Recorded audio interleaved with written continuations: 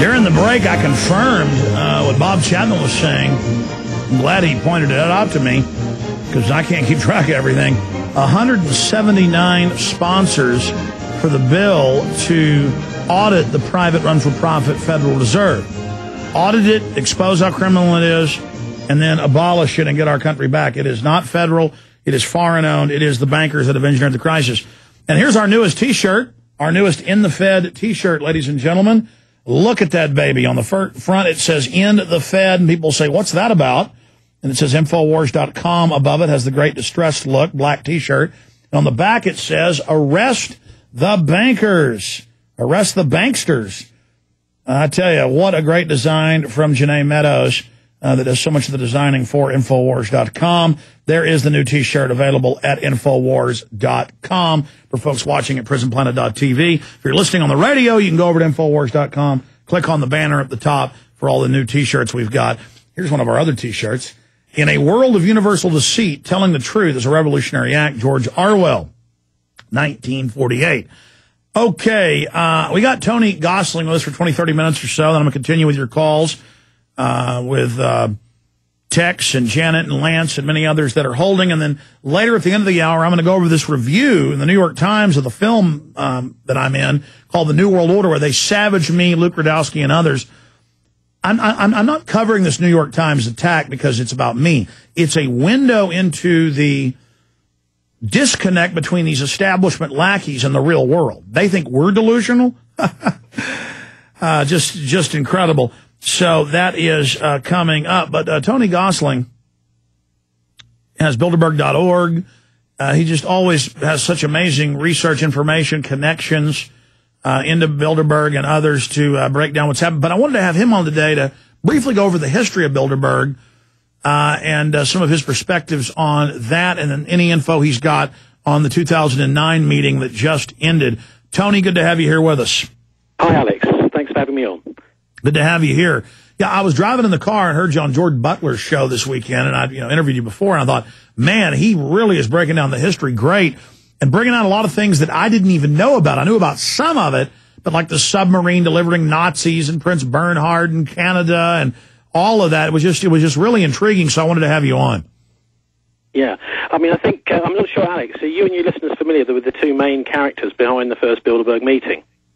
What is it, Joseph Ratzinger or Rettinger? Joseph Rettinger. Yeah, Rettinger, and then Bernhard, and then one other. Obviously, Prince Bernhard of the Netherlands. Mm-hmm. I mean, these two characters, there's quite a lot has come out of them. I mean, Bernhard died about 3-4 years ago, and after that, I don't know if you've heard this, but there was a fantastic BBC Radio 4 documentary as part of the series Document, which looked really closely at his involvement, Bernhard's involvement, immediately after the Second World War in smuggling Nazi war criminals out of Europe and across to South America. So Bernhard was actually a key person in that, as it came out in this documentary.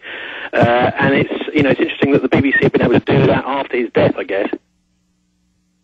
Tony, do me a favor and back off your phone. We always have trouble over to England for some reason, or maybe it's the phone system at Genesis again, but back off that phone for us so it's not distorted.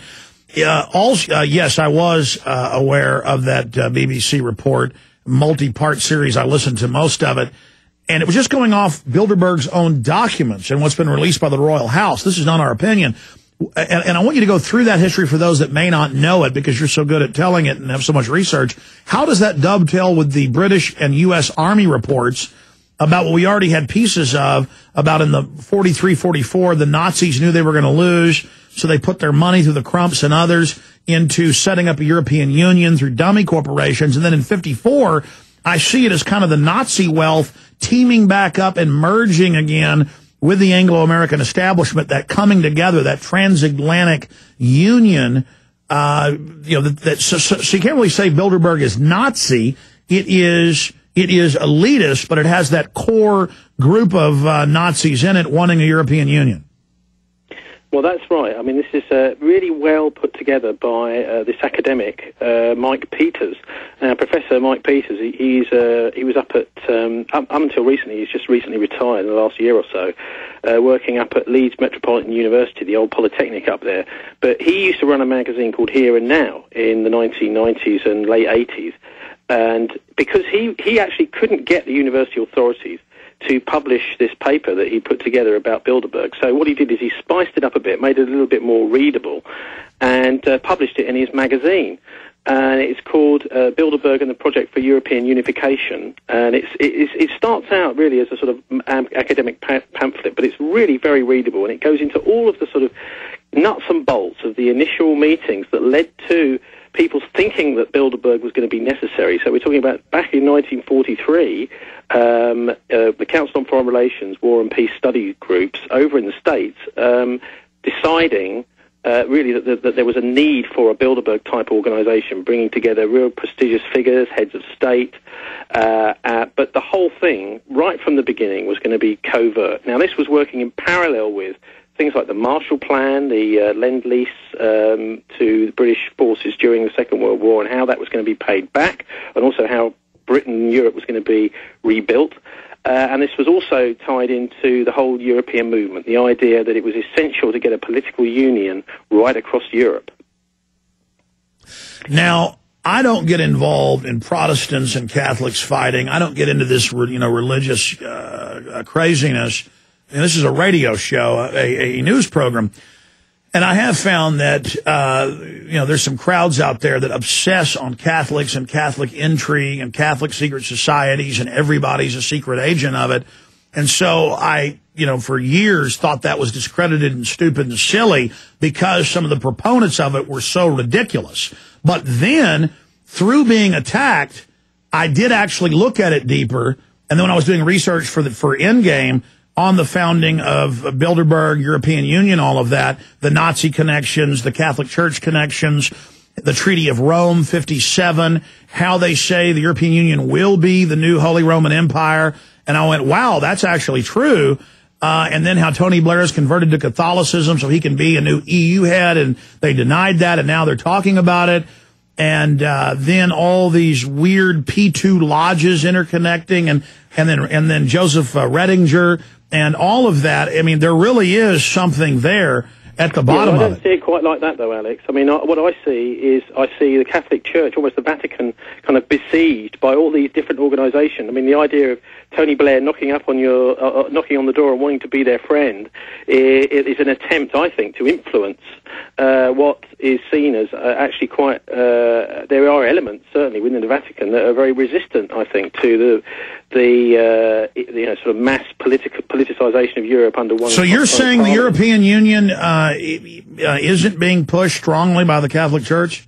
No, I don't see it like that. I think there are elements in all of the churches right across Europe which are, I mean, there's battles going on within those institutions. If you want, it's something a little bit like an organisation like the BBC that can come out with a fantastic documentary on one subject. Maybe they did a very good job on the David Kelly story, that hour-long documentary. If people hadn't seen it, they really. You're saying there's different camps. You're saying there's different camps within the same organisation, and also they're under assault.